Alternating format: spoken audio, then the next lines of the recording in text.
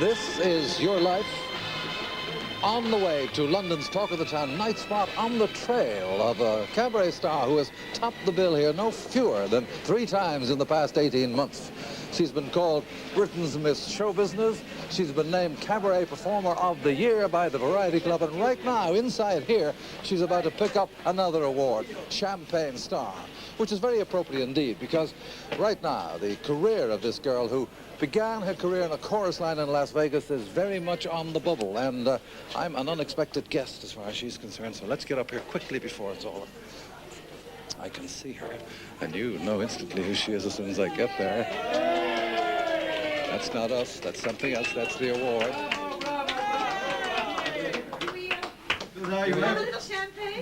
Not just yet, let me add one more toast. My toast, I'm giving you a champagne toast tonight because Anita Harris, cabaret star, Eamonn Andrews, this is your life.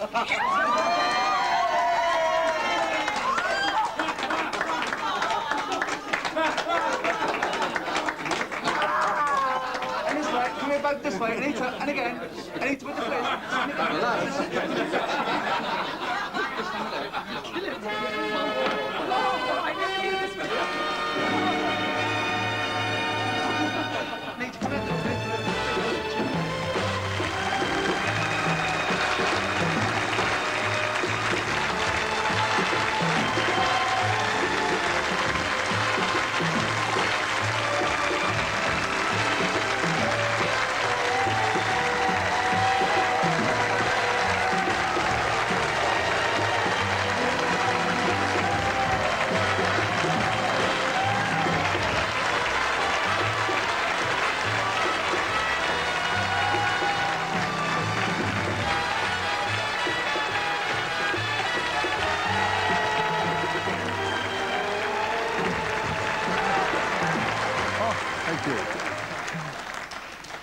That's your beautiful kind. Anita, I haven't seen a straight left so fast as that one since Muhammad Ali. His makeup done a good job.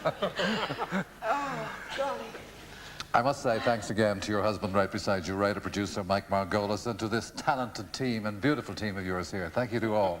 They lovely, the girls.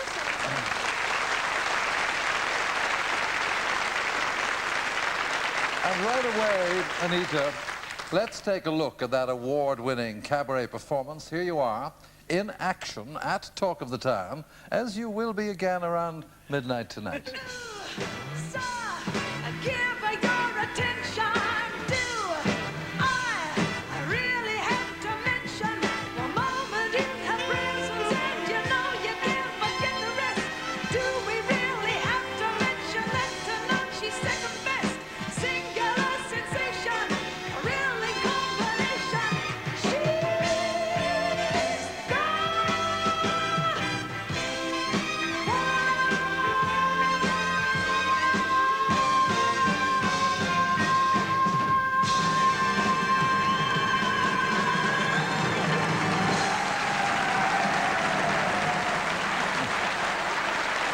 Anita, starring in cabaret has meant that you've had to miss being in pantomime this year and miss seeing so many of your dearest panto pals. But if you watch that screen, we'll remedy that right away with a panto parade coming up specially for you. First, Baron Hard up at Cardiff, Tommy Trinder. Hello, Eamonn. Hello, Anita. I've seen you dance in Las Vegas. I've seen you in an ice show.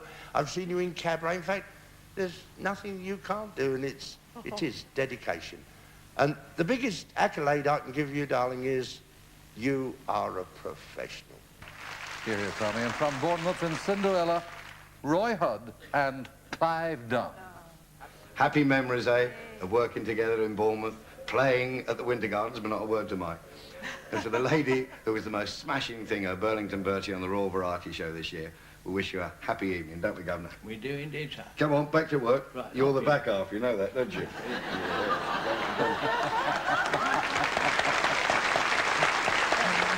Widow 20 in South Sea, Dora Bryan. Anita, hello, Eamonn. Oh, what a wonderful night for you.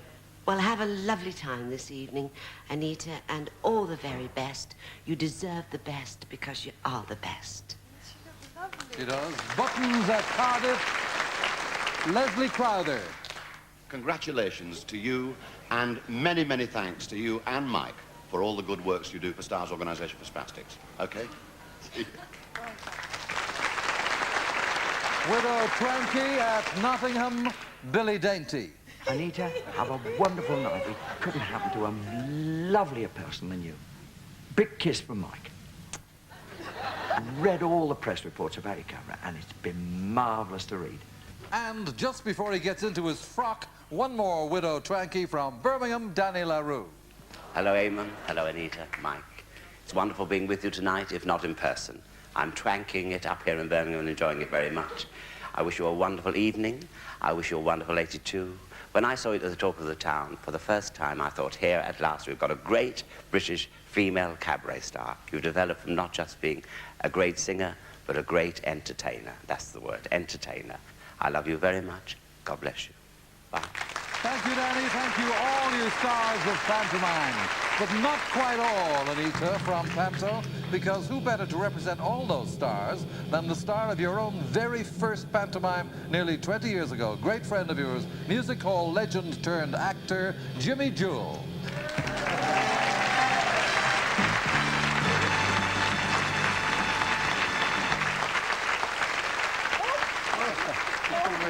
Jimmy, I know that apart from anything else, how delighted you were recently when Anita made an appearance at a special concert you'd organised. Well, Royce talked about the Royal Command performance, but I was, in a small way, enabled to put on the Royal performance that opened the Grand Theatre Blackpool after it had been closed for 12 years. We had Prince Charles there, and one of the successes of the night was when Anita looked up at him at the box in her Burlington Bertie number and said, "I've just had a banana with Lady Diana." Thank you, Jimmy Jewell.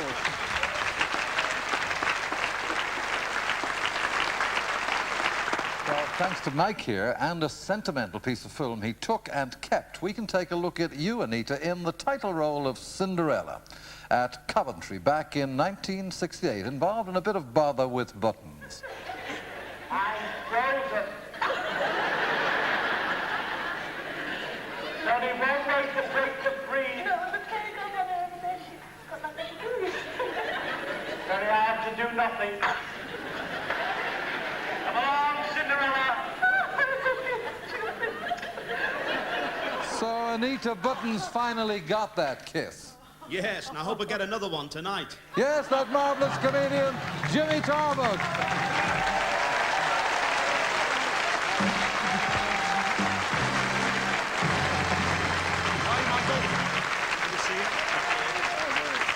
Well, it looks like a lot of fun when he's not golfing, working with Anita. Yes, it's terrific working with her, Eamonn. She's as nice a person off the stage as she is on. She's a great girl.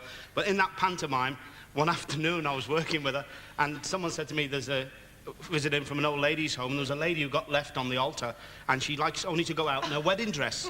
And like Anita didn't know, so I came on to do the love song with her, like Buttons and Cinderella. And so she went, "Oh, you know how nice she is. Oh, Buttons, here we are, and I'm not going to the ball." I said, "Yeah, have a kick at the woman on the front row in the white wedding frock." So she started looking at this poor lady and started laughing. Well, in the end, the two of us were crying, and the MD, the musical, jumped up, tapped the stage. He said, "Stop it! Stop it," he said, "you'll ruin the plot," which sent me into hysterics. And, well, every night we ended up doing the love song together, back to back. I couldn't have a look at her. Yes, I mean, it was just like that. But I mean, it's just lovely being on This Is Your Life for you. Thank really you, Jimmy Thomas.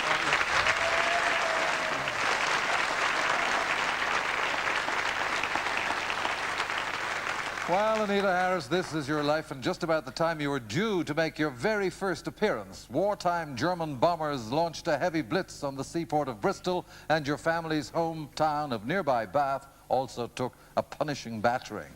And that's how Anita became a wartime evacuee, even before she was born. Of course, your mother Marion, and with her your dad Eric. And also here with his daughters Samantha and Debbie, your elder brother Philip.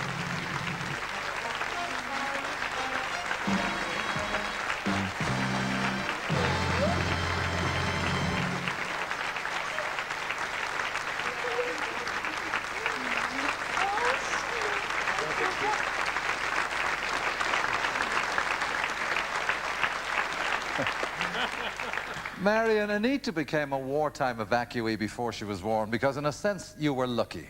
I was very lucky. We managed to find a place to stay close to a midwife in the lovely village of Midsummer Norton, and a long way for the bombing. And Eric, that must have been a great relief to you too. Was very grateful, Eamonn. Well, in fact, Anita, the lady who took your mother in was there at your birth.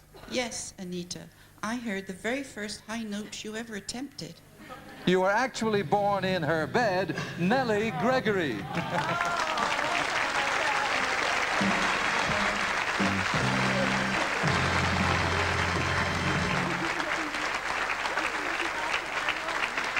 Nellie, you kept in touch with that little baby until she was 5 years old and went to live in Bournemouth. Have you seen her since? Yes, 2 years ago, she came to Bath Theatre in a pantomime. She introduced the family to the audience, and we went backstage and had a lovely time with her. And that must have particularly pleased your son. Yes. Why? Because they were both born. He was always telling people what? He was born in the same bed as Anita. That's right, and he's here too tonight, Nellie's son, Peter. Thank you, Peter and Nellie Gregory.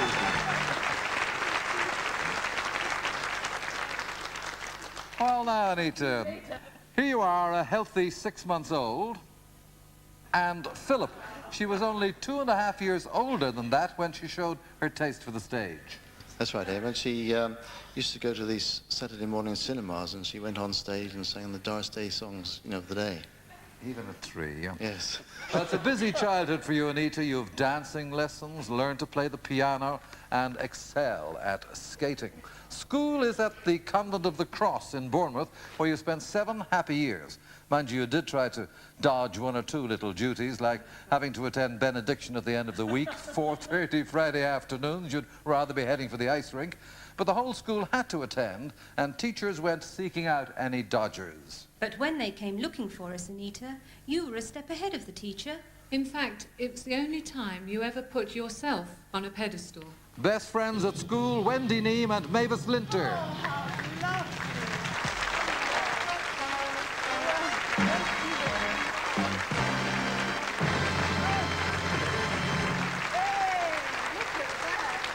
Wendy, tell me, what was Anita's strategy? Well, Eamonn, it was Anita's idea that we should all hide in the in the cubicles of the loo, because it was vital for our plan that our feet didn't show. You see, she realised that the teachers who came to do the search used to look under the gap at the bottom of the door to see if they could see any feet. But they never did see our feet, Anita, did they? Because we were sitting on the loos. Standing on the loo, I hope. On a pedestal. 3 degrees. Thank you, Mavis Linter and Wendy Neame.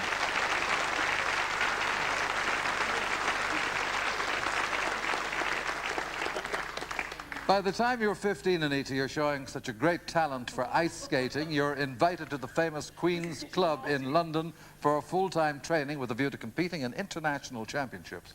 And you're partnered here with someone who, in fact, went on to become 4 times world ice dance champion, Courtney Jones.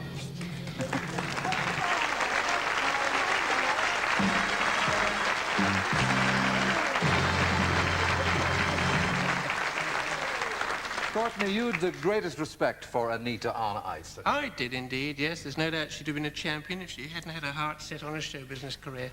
That's for sure. Thank you, Courtney Jones. And yes.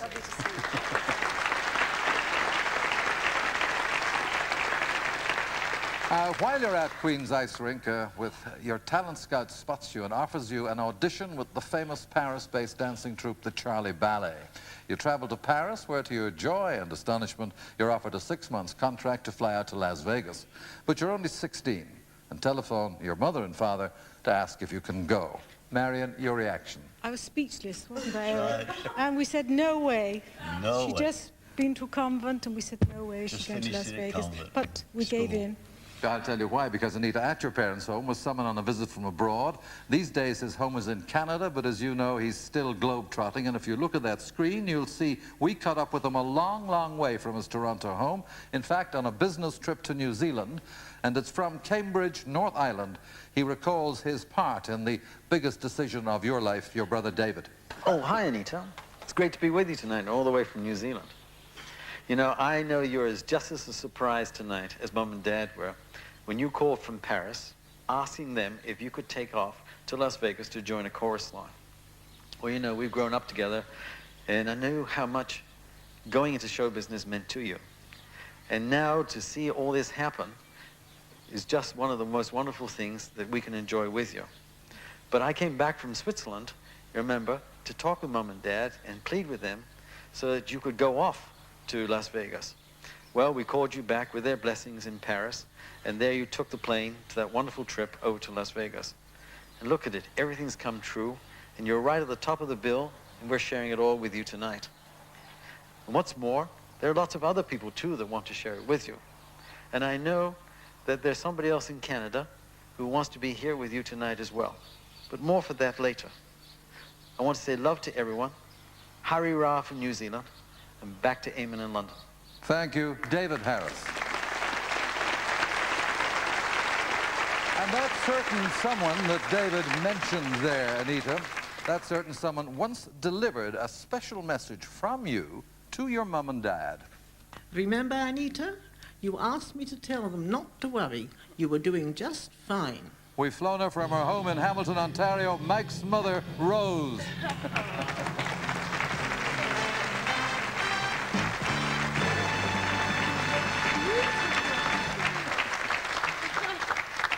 Rose, Anita was just starting her career then, of course, and you were able to give them, her parents, that message when you visited them in Bournemouth some 18 years ago? I was able to tell them that she's fine and that she's mixing with a very, very nice crowd, namely my son Mike. Namely your son Mike. Thank you, Rose Kenburn.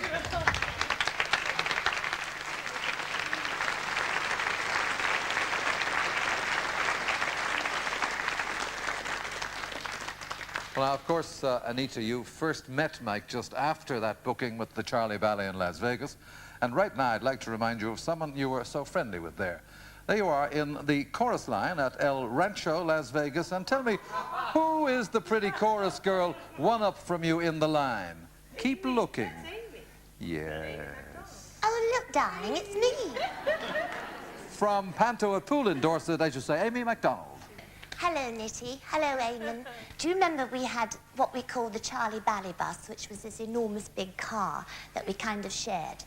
And one day, you decided to take quite a few of us to see the sights with you behind the wheel, which was lovely, darling. The only trouble was you didn't tell us that you didn't have a license. And then, if you remember, right in the middle of downtown Las Vegas, we decided to have a flat tire. And you got in a terrible tizwas because this enormous big policeman started lumbering over to us. But after a little sweet talking from you, my darling, he forgot to book you and ended up changing your tire. With talent like that, my darling, you certainly would go places, and you certainly have. And I'm so happy for you. So, darling, have a super time tonight. You really deserve it. But before I go, I'd just like to remind you of one of our old exits, okay? Don't go away. Allô, allô, ici la nouvelle ère. Allô, allô, et c'est refrain nouveau. Okay? Bye-bye. Thank you, Amy MacDonald.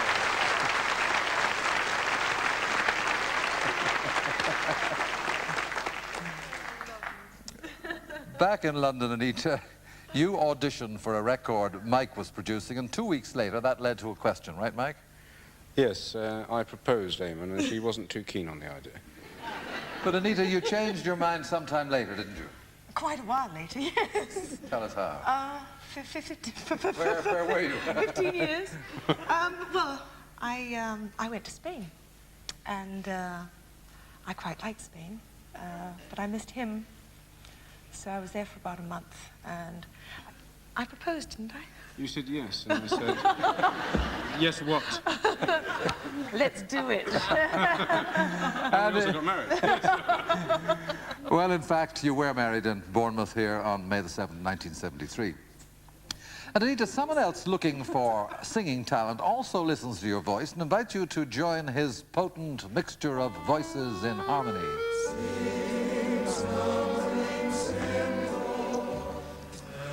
23 years, the longest-running live program on British radio, a Sunday tradition. Cliff Adams.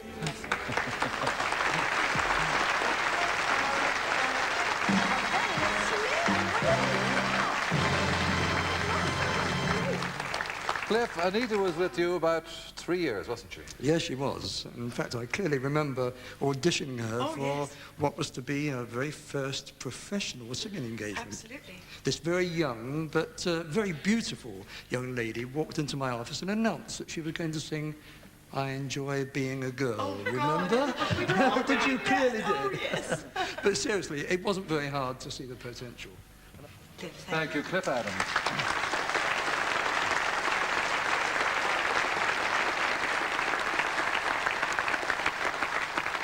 Well, you decide the time is right to set out on a solo career, and one of your first regular bookings is a spot on one of Britain's most popular television programs, hosted by someone whose professionalism I know you admire, which is why I know you won't mind when he asks you a question. May I please come in?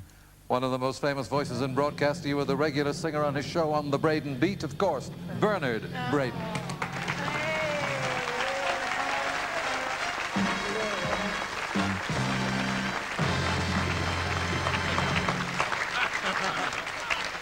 She's too tall.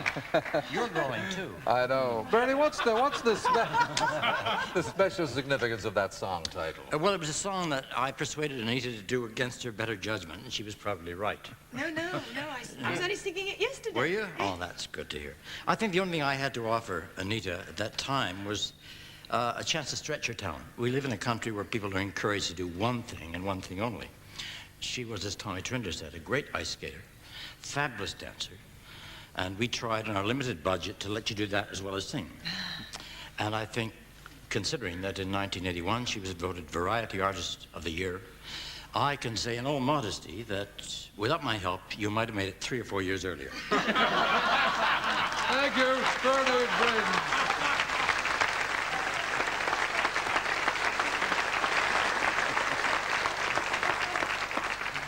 Well, next you have your own children's program, Anita in Jumble Land. Then it's Carry On Films, Peter Pan. You represent Britain at the San Remo Song Festival and win the gold medal. Your song, Just Loving You, still holds the record for the longest-running single in the top 20. Spend my life just loving you. Along that exciting road to award-winning stardom, I know there's one person in particular to whom you'll always be grateful. Mike, you know who I mean. Yes, there have been two terrific influences on Anita's career. Bernie was one because he gave the opportunity, and then there was another person who I think Anita will agree was completely definitive in a new direction. In fact, he was responsible for you appearing on that panto we saw with Jimmy Tarbuck and your great success as Peter Pan. You thought she was in Los Angeles tonight, but we've flown her here for you. Choreographer, director, producer, and dear friend, Pauline Grant.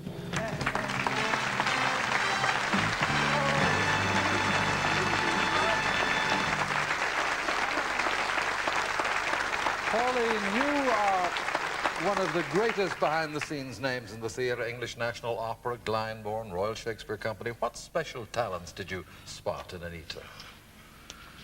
Well, the two words that spring immediately to my mind whenever the name of Anita Harris comes up are radiance and excitement. And the combination of those two, to me, spell magic. In fact, to sum up, Anita is a particularly beautiful professional, and I find it a very lucky chance that I can call her one of my dearest friends. Thank you, Pauline Grant.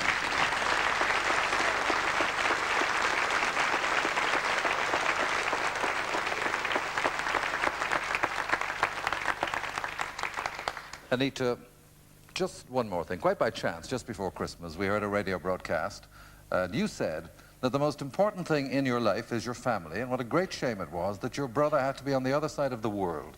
And that's when people all over the world started pulling out stops.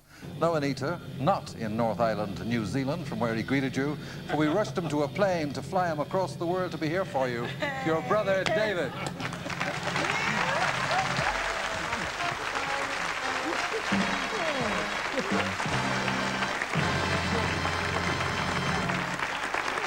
Anita Harris, award-winning cabaret star, this is your life. Sorry about the